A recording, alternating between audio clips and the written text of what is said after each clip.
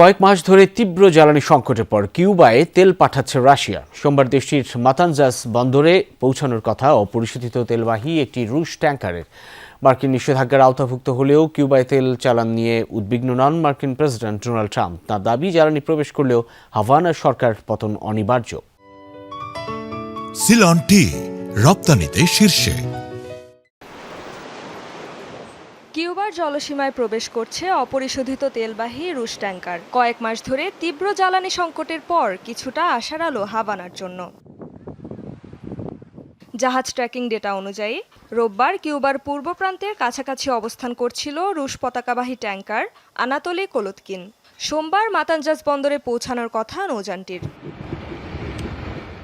কিউবার উপর যুক্তরাষ্ট্রের নিষেধাজ্ঞা সত্ত্বেও এ নিয়ে তেমন মাথা ঘামাচ্ছেন না মার্কিন প্রেসিডেন্ট ডোনাল্ড ট্রাম্প। বলছেন, তেল পৌঁছাক কিংবা না পৌঁছাক দেশটির সরকার পতন অনিবার্য। রাশিয়া কিংবা অন্য কোনো দেশ এখন কিউবায় তেল পাঠাতে চাইলে আমার কোনো সমস্যা নেই। এতে তেমন বড় কোনো প্রভাব পড়বে না। কিউবা এমনিতেই শেষ হয়ে গেছে। তাদের সরকার দুর্বল, নেতৃত্ব দুর্নীতিগ্রস্ত। তাদের তেল পাওয়া না পাওয়া কোনো ব্যাপার না।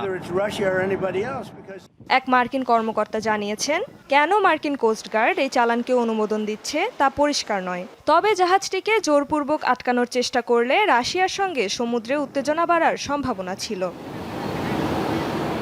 গেল কয়েক মাসে চরমে পৌঁছেছে কিউবার জ্বালানি সংকট।